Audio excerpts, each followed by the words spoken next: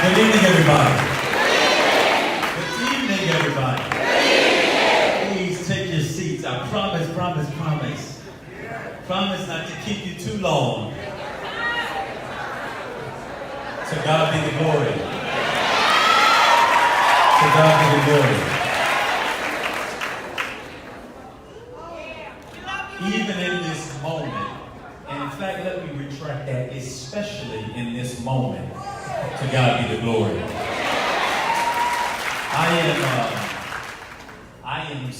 I want to begin by, first of all, wishing this amazing church, New Mount Olive, happy 100. 100 never looks so good. 100 never looks so good. To the amazing pastor and first lady of this house, Pastor Mrs. Davidson, we want to thank you. Andrea, I can't thank you enough for your fellowship, your sisterly friendship over the course of this race and beyond, and for everything that you all are doing on an everyday basis. To Faith in Florida, I want to thank you for what you do for our communities. Dr. Rosalind Osgood, our amazing MC. I can't help but to thank you. I tell you, aside from you and Dale Holdings at the very, very beginning, there were very, very, very few who believed that this race was even possible. And then there were you all, and you were joined by so many who helped us get to this point. I want to acknowledge as well in this moment the fact that we are also honoring veterans today. If there are any veterans in the place, would you please just stand where you are? Those of you who have served and continue to serve our country, would you please stand where you are, please? And y'all, let's give them the rugged round of applause that they deserve for their service and their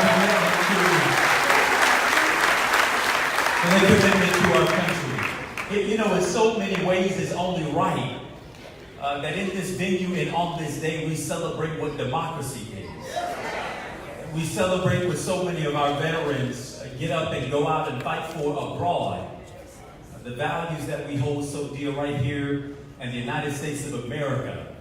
The ability for one man, one woman to have one vote. For the principles and the values of democracy to be spread not only here but abroad.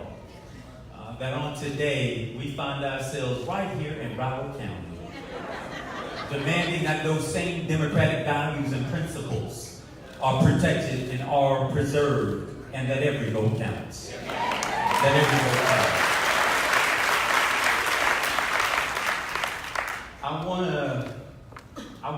I want to begin by saying that the campaign for governor, the campaign for U.S. Senator, the campaign for cabinet offices, that campaign is over. I'm not here to ask for votes. I'm not here to campaign for votes. I'm not here to make a closing argument for what it means to become the next governor of the great state of Florida. I'm simply here to say that for the votes that have been cast, they ought to be counted. Every last single one.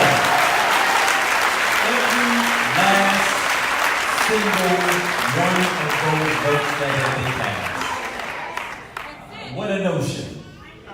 What a notion that we will find ourselves here just a few days after Election Day, begging, pleading, that for the people who got up and went out and legally cast their ballots,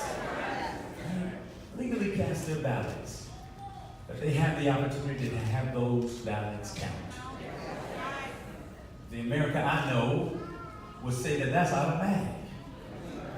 The America that I know would say that we should be standing on the street corners demanding that everyday Americans and everyday Floridians have their votes counted. And yet here we are. I want to begin by saying, because I already said I'm not here to campaign for your votes, what I am here to do, in part, is to say thank you. I gotta tell you,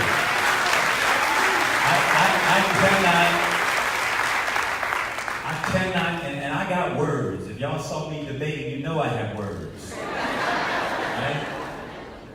But I have to be honest, I can't even muster the words that are necessary to express the depth of my gratitude. The opportunity to literally come from the bottom, right? Richmond Heights, to compete for the highest office in the land here in the state of Florida. To come from no money, right? No money as a candidate for governor, to be the candidate in the primary that was the brokest of the broke. Right? The candidate that folks said certainly ain't possible, right? It was a lot of well wishes, and you're a nice young man, and waste your turn, and eventually it would come around to become the nominee of the Democratic Party here in the state of Florida. It is indeed the highest honor. It is indeed the highest honor that anybody could ask for. And for 21 months,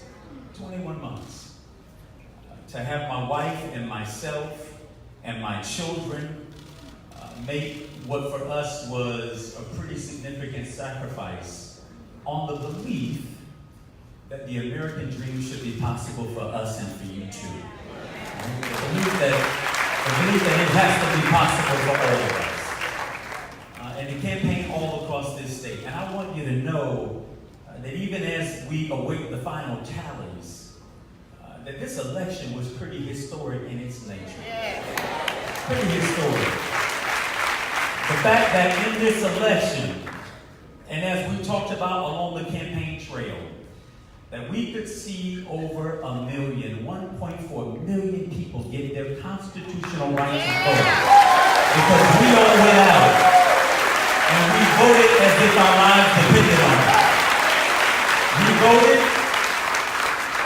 We voted for second chances. Because we're in the church, Pastor Davis, and I would even say we voted for grace. We voted to say that not one of us should be judged for a lifetime by our worst day. That's what we voted for. And what amazing victory there was in that. The fact that the next time there is an election in this state, that the people who were cast aside, were left out, who were thought to be forgotten, will be able to show up in this process and have their voices heard. To God be the glory. So thank you for what you did.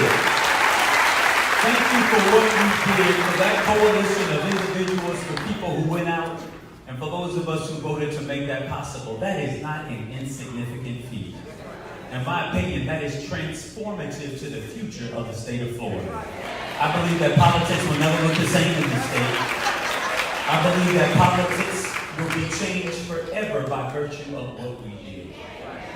Let's also consider that in a midterm election, where the high voter turnout hovers around 6 million votes, that in this election and even in the race for governor, just by comparison, presidential turnout hovers around just under 9 million votes.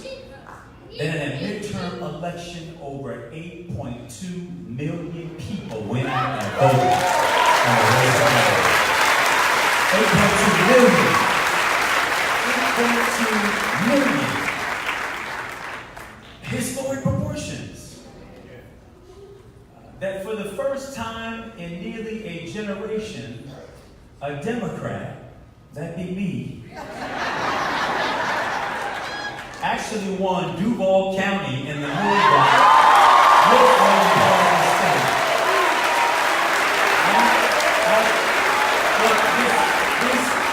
What we have accomplished even up to this point cannot be underestimated.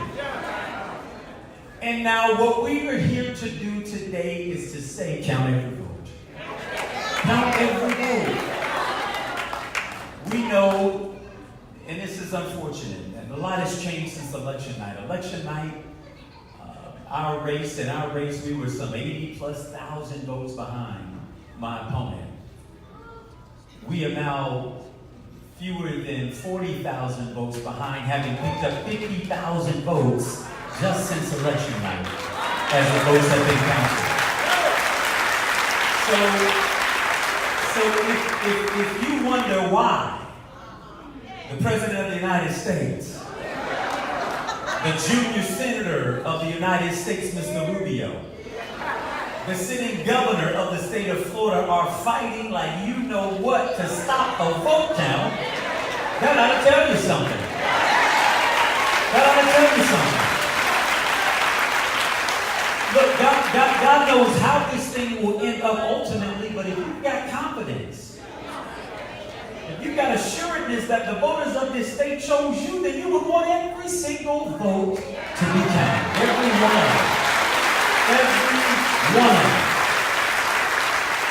The church, I want you to know right now, before I walked into this room, I read that the governor has filed another lawsuit to try to keep the votes that were counted in Broward County just yesterday from being added to the total tally. These are legal votes. These are legal votes that have been cast. And we are right now in court fighting to have those votes counted. Voter disenfranchisement doesn't just show up when you have a man or a woman blocking the entrance to a polling place, or a dog, or a water hose. That's not voter disenfranchisement by itself. Voter disenfranchisement isn't even whether somebody has the right form of ID or not when they show up at the polling place. Voter disenfranchisement also includes when a man or a woman who gets up every day to go out there and work on somebody else's job in order to keep a roof over their head and clothes on their back and food on their and their children's table, either by choice or by necessity, choose to cast an absentee ballot. And they do the work, the diligent work, of going down that ballot and assessing which candidate they want to choose in any of those races, and going further down that ballot to see what constitutional amendments they may or may not be for, what judges they want retained, and then they dutifully restuff that absentee ballot back in the envelope. And they do as the instructions say, and they sign that thing and they put it in the mailbox, believing that when they put that ballot in the mailbox, that it will make its way to its intended destination, the supervisor of elections office. And that when it gets to the supervisor of elections office, that goodwill will be assigned to them, that they follow the rules, that they follow the regulations, that ballot will be open, and that it will be assessed to count the intent of that voter.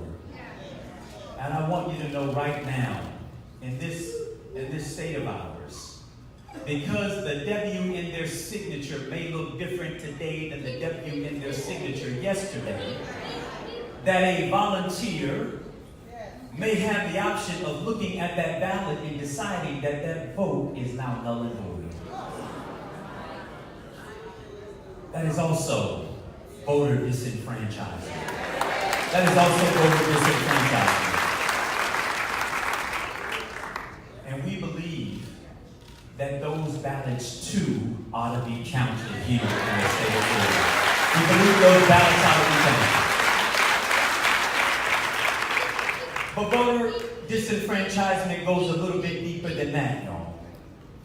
Voter disenfranchisement includes that young voter, that first-time voter, who was so eager, so excited, so disenfranchised before that point because they didn't believe that politics mattered to them. That repeatedly they had seen candidates and campaigns come and go, and never before had they felt motivated enough to take that next step. Maybe you're not a first-time voter. Maybe you're one of those voters who have watched elected officials come in and out, come to churches and make promises, come to synagogues and make promises, come to your doorsteps and host rallies and give you free food, But when it comes to delivering on the promises, those promises seem to never be kept. And so time, and over time, you get to a place where you really do wonder whether or not your vote matters. And something came along in this election. Something stirred in your nerve and in your sinew that said maybe this time will be different. And so you decided that you were going to go and that you were going to stand in line for 1 or 2 hours, 45 minutes, 30 minutes, whatever it was. Stepping out on faith and on hope that again this time might be different. And you cast that vote. And maybe you got there. And you weren't all the way certain whether or not the clerk was all the way treating you right. But you persisted all the way through it. And then in the aftermath of casting that vote, you hear the governor of your state, the president of the United States, the junior senator of the state of Florida say that there is rampant voter fraud in the process and we need to stop the count. With no proof, nothing except a vote margin that is increasingly shrinking as every vote gets passed. And their argument is that we ought to stop the vote count. What do you think that does in the mind and in the psyche of that person who just made the decision to step out to say that this time might be different? Voter disenfranchisement isn't always in what it is that we do physically at the precinct. Sometimes it's in the mind tricks that get played. Sometimes it's in the aftermath of an election where you see rampant attempts to disqualify your vote. Well, y'all, I'm here to say that this time is going to be different. This time is going to be different. This time has to be different. Because the truth is that it is in these moments where the impact of democracy reverberates not only in an election cycle, but in a lifetime. Now, whether the outcome for me in this race is different tomorrow than it is today is less important to me. I want you to know that. I want you to hear me clearly. I want you to hear me clearly. I have every confidence that I ran this race to the best of my ability. I've got every confidence I did. I've got every confidence. I've got every confidence. I don't have regrets about that. I don't have regrets about that. I've got every confidence that we traveled for 21 plus months to red areas, to blue areas, to purple areas, to parts of this state where I wasn't invited and maybe I wasn't welcome. But we went there anyway. And I said, in every single one of those places, the reason why I went wasn't because I was guaranteed to win their votes. I went because I wanted them to know that I want to be their governor too. That's why I went there also because I believe that when you're elected governor of the state of Florida, you got to be governor for all the people of the state of Florida. And so we went there. We went there. And y'all, today I would be betraying everything we said on the trail as if I sat back and simply said, well, I'm not leading in the numbers, and so we're just going to sit back and watch this thing happen. I would be betraying every part of this thing, every person we came into contact with, if I didn't stand firmly in this fight and say whether you're in a red area or a purple area or a blue area, that your vote deserves to be counted too. Your vote deserves to be counted, whether you're a Republican, a Democrat, an independent, whether your supervisor is a black woman, a white man, a white woman, it doesn't matter. Now the other side would attempt to sow seeds to have us to believe that simply because the person who's over counting the votes might look like one of the candidates, That all of a sudden they lose all of their integrity. That all of a sudden they lose their rightful place to execute on their job. Let me just state this plainly. I don't know Miss Snipes, but I do know she was appointed originally by Governor Jeb Bush, a Republican. That's no indictment on her. That is no indictment on her. I'm simply saying, don't try to revise history. It is what it is. And her job, along with the other 66 supervisors of election, is to count every vote. That's their job. To count every single vote. Well, y'all, I want you to know that yesterday we entered the realm of a mandatory machine recount. And my race, and the race for the U.S. Senate, and the race for for agricultural commissioner, and there were a number of other down ballot races that were in that 0.5 margin. Now that process is going to proceed, but if this is anything like what we saw in 2000, you all saw how the other side tried to organize to shut down that process. Because there exists on the books these timelines that say it's got to be done by this date.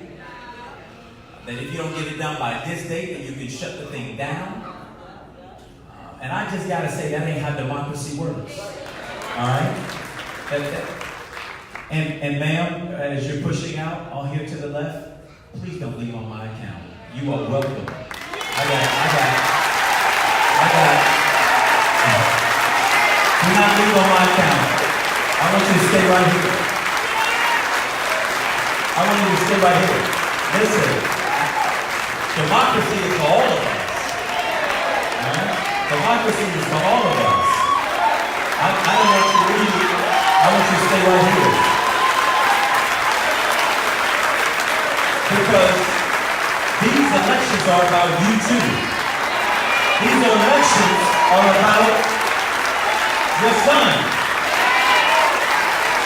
These elections are about making sure that you are seen and that you are heard and that this process is one that works for you too. That's what we're here for.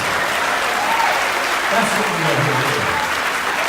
That's what we're here for. This is why I feel, I gotta tell you,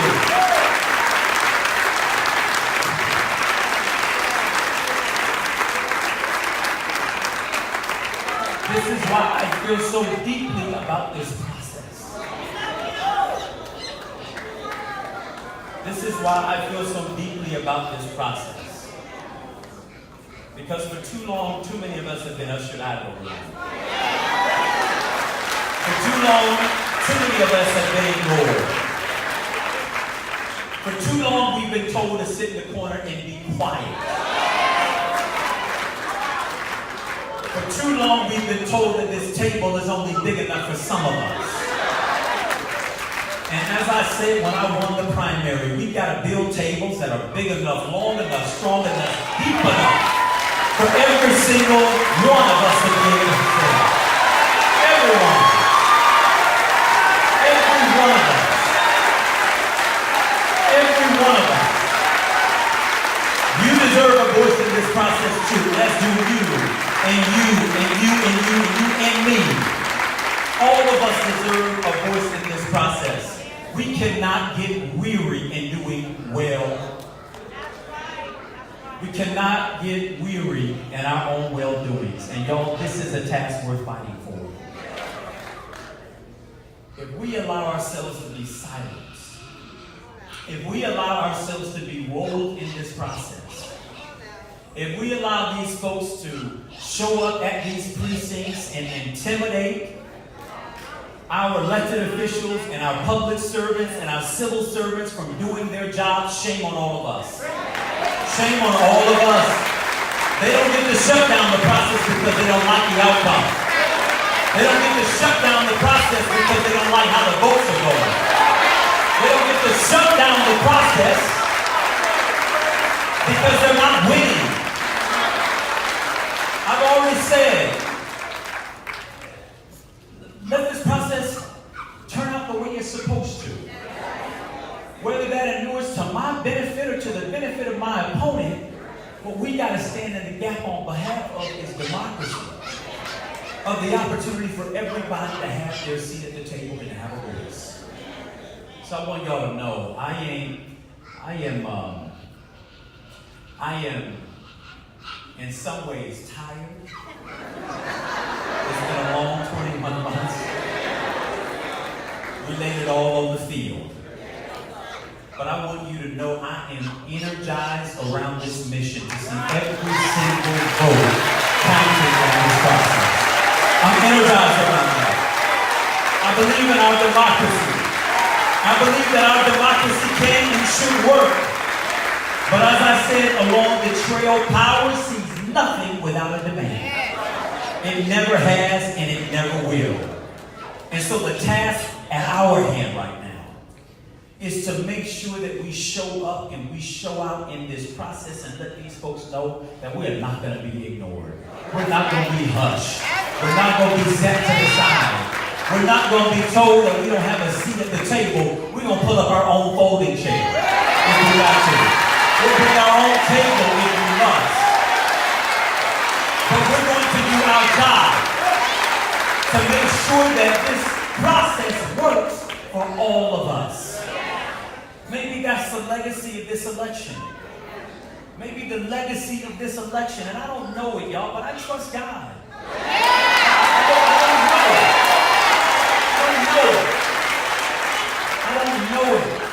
I don't know it, but I trust God.